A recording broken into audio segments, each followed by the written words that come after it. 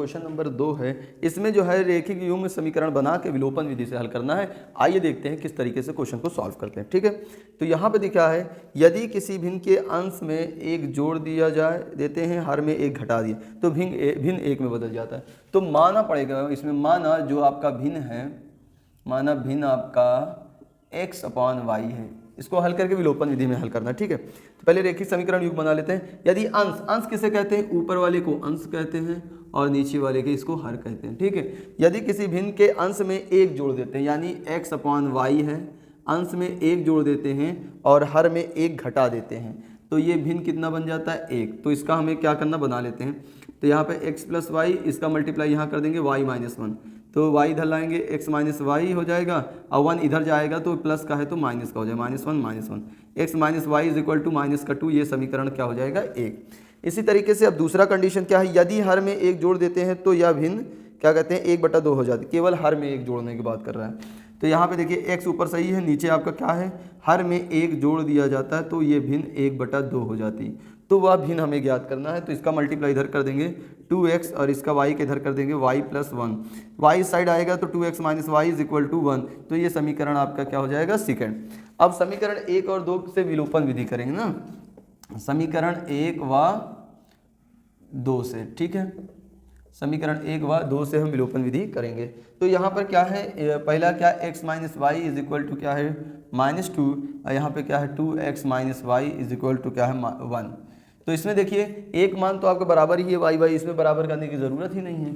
करना चाहें तो 2 को ऊपर मल्टीप्लाई कर दे तो x वाला बराबर हो जाए, तो हमें करना नहीं, यहाँ माइनस है, देखो माइनस, ये आपका प्लस, यहाँ पे माइनस, तो ये दोनों आपका कट जाएगा, -2x में से एक जाएगा माइनस का x, ये माइनस का 3 हो जाएगा, यहाँ कट जाएगा x, यानी x की वैल्यू क्या आ जाएगी, 3 आ जाएगी।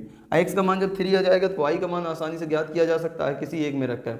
देखिए यहाँ पे हम रखते हैं इसमें, तो ये समीकरण 1 में 3 - y = -2, 3 उधर जाएगा, -y = -2 - 3, ये आपका हो जाएगा -5, कैंसिल हो जाएगा, y = 5। तो यानी जो हमारा भिन्न होगा वो उसका x और y का मान रख दें। x का मान क्या निकाल कर आया, 3 है, और y का मान क्या निकाल के आया, 5। देखिए वही चीज़ है, अंश में एक जोड़ देंगे 3 1 4 हो जाएगा, हर में एक घटा देंगे 4 हो जाएगा, 4 में 4 1, 4 को 4 से डिवाइड करेंगे तो 1 आंसर आएगा। इस तरीके से हमारा जो है दूसरे का पहला क्वेश्चन हो गया है। रेखिक समीकरण युग्म बना लिया, उसके बाद हम विलोपन विधि से हल कर लिए जैसा कि क्वेश्चन ने बोला था। ठीक है, अब हम नेक्स्ट क्वेश्चन देखते हैं और उसको किस तरीके से हम बनाएंगे और सॉल्व करेंगे। तो नेक्स्ट है दूसरे का दूसरा, 5 वर्ष पूर्व नूरी की आयु सोनू की आयु से जो है 3 गुनी थी। ठीक है, तो माना नूरी की वर्तमान आयु जो है x वर्ष है, कितना वर्ष, x वर्ष। नूरी को, और सोनू की वर्तमान आयु, सोनू की वर्तमान आयु ये आपका y वर्ष हो जाएगा, कितना हो जाएगा, y वर्ष। तो यहाँ 5 वर्ष पूर्व नूरी की आयु सोनू की आयु के 3 गुनी थी। 5 वर्ष पूर्व, देखो 5 वर्ष पूर्व जो है नूरी की आयु सोनू की आयु से 5 गुनी थी। तो नूरी की आयु मतलब x है और सोनू की आयु y है। तो 5 वर्ष पूर्व मतलब दोनों 5 वर्ष कम होंगे, माइनस ये भी, जो साल बढ़ेगा भी तो दोनों बढ़ेंगे, घटेंगे भी दोनों घटेंगे। ठीक है, ये नहीं कि एक बढ़ेगा तो एक घटेगा, ऐसा कुछ नहीं है। जब किसी का एज बढ़ेगा तो दूसरा का भी उसके साथ साथ बढ़ेगा। ठीक है, अब यहाँ पे देखो पूर्व हो गया, यानी पहले ये छोटी होंगे। अब कह रहा है ये आप जो मतलब 5 वर्ष पूर्व जो है ये सोनू जो है नूरी से कितने गुने के रह, मतलब जो नूरी है सोनू से 3 गुनी आयु के रह जाते हैं। कितने गुने, 3 गुनी। तो यहाँ पे x - 5 इसका मल्टीप्लाई कर देंगे 3y माइनस क्या हो जाएगा, 15। तो x और y एक साइड लेंगे, 3y और संख्या जो है एक साइड आ जाएगा, ये x - 3y क्या हो जाएगा, -10, समीकरण 1। तो अब हम नेक्स्ट क्वेश्चन नेक्स्ट जो है कथन क्या है वो देख लेते हैं। नूरी की आयु सोनू की आयु की 2 गुनी हो जाएगी, 10 वर्ष पश्चात नूरी की आयु सोनू की आयु से 2 गुनी हो जाएगी। तो 10 वर्ष पश्चात यानी जो x है इसमें हम क्या 10 वर्ष इधर जोड़ेंगे तो y में भी 10 वर्ष जोड़ेंगे, और जो नूरी है वो सोनू से 2 गुनी रह जाएगी। कितनी गुना, 2 गुना रह जाएगा। तो इसको भी हम कर लेंगे, देखिए ऐसे x + 10 = 2y + 20, x y एक साइड कर लेंगे, 2y = 2 - 10। तो आपका आंसर आ जाएगा x - 2y = 10, समीकरण 2। समीकरण 1 और 2 से हम इसको हल कर लेंगे, सिंपल है। यहाँ पे विलोपन विधि कह रहा है तो पहले वाला लिखेंगे x minus 3y is equal to क्या है माइनस का 10, और यहाँ पे क्या है x minus 2y is equal two plus का, ठीक है। और यहाँ पे देखिए क्या है, माइनस कर दीजिए, प्लस हो जाएगा माइनस, ये कट जाएगा, यहाँ पर आपका बचेगा माइनस वाई, यहाँ पे हो जाएगा माइनस 20, y से y कट गया, ये हो जाएगा 20 वर्ष। किसका y किसका माने हैं, ये नूरी सोनू की आयु है। सोनी की आयु क्या है 20 वर्ष है। अब नूरी का ज्ञात कर लें, यानी x ज्ञात कर लेते हैं, किसी एक में रख देते हैं। देखिए यहाँ पे x है -3 इंटू 20, यहाँ पे -10, तो यहाँ x माइनस क्या हो जाएगा 60 -10, इसको उधर ले जाएंगे, x इज इक्वल टू -10 उधर जाएगा 60, ये प्लस का हो जाएगा यहाँ पे आपका 50 वर्ष। तो यानी 50 वर्ष का जो है 50 वर्ष का जो है ये किसकी आयु है, नूरी की वर्तमान आयु है, ठीक है। इस तरीके से हमारा दूसरा भी क्वेश्चन क्लियर हुआ। अब हम जो है तीसरा क्वेश्चन देखते हैं, उसको किस तरीके से सॉल्व कर लेते हैं, ठीक है।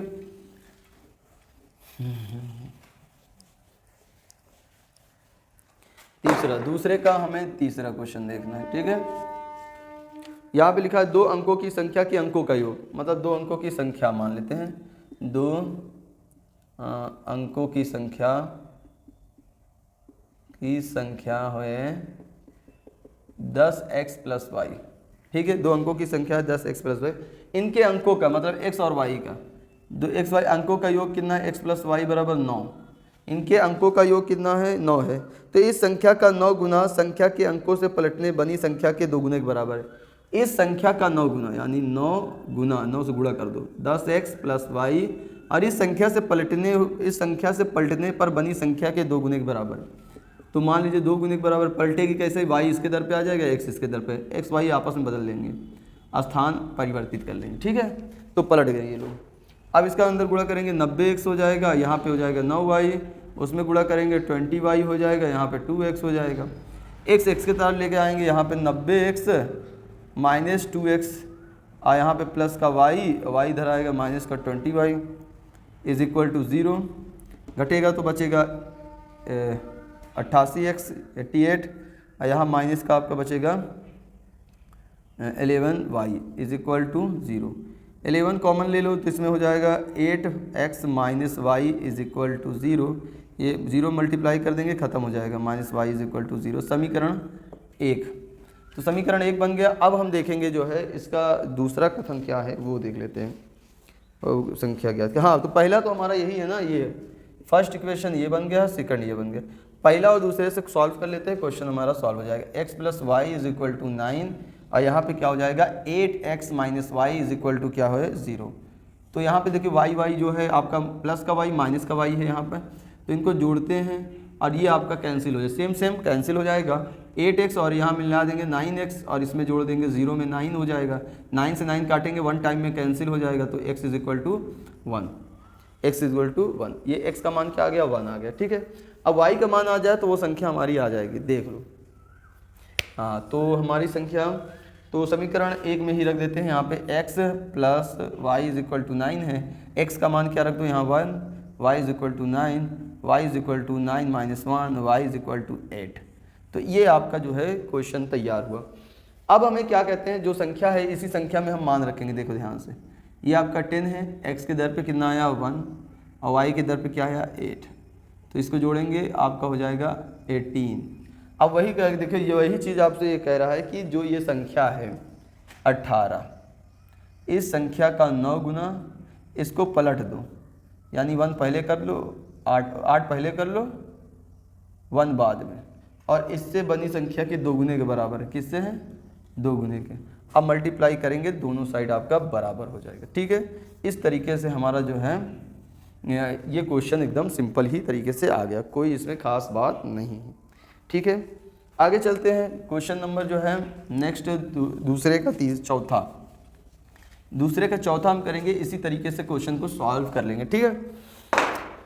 तो दूसरे का चौथा, इसमें भी सिंपल है। यहाँ पे मीना जो है 2000 निकालने के लिए एक बैंक गई, उसने खजांची से 50 रुपये और 100 के नोट देने के लिए कहा।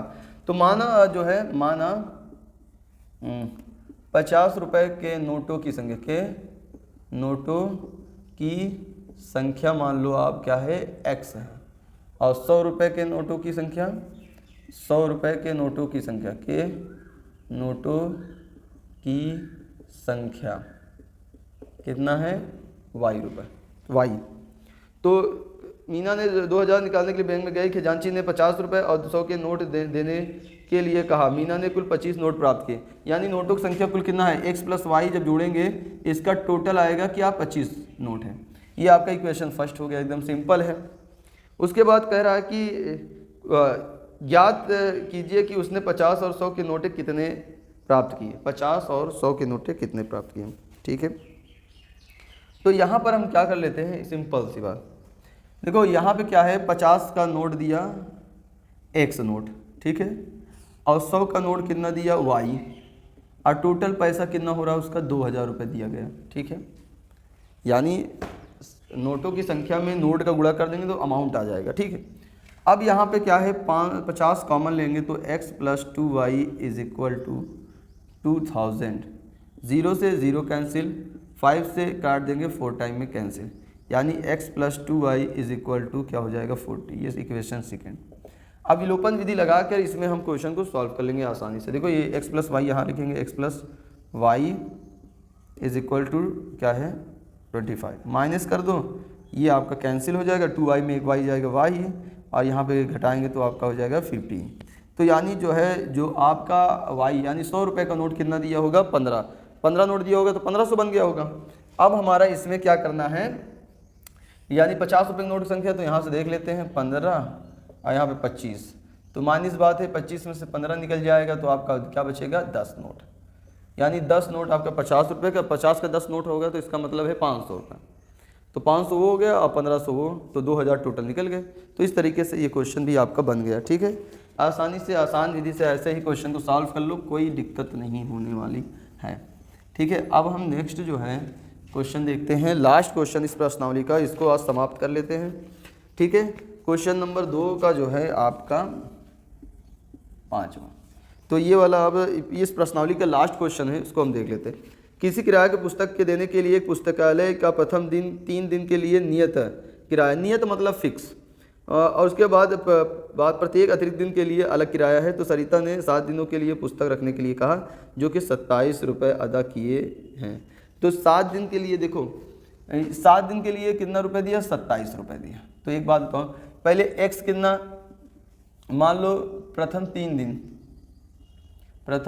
3 दिन का नियत किराया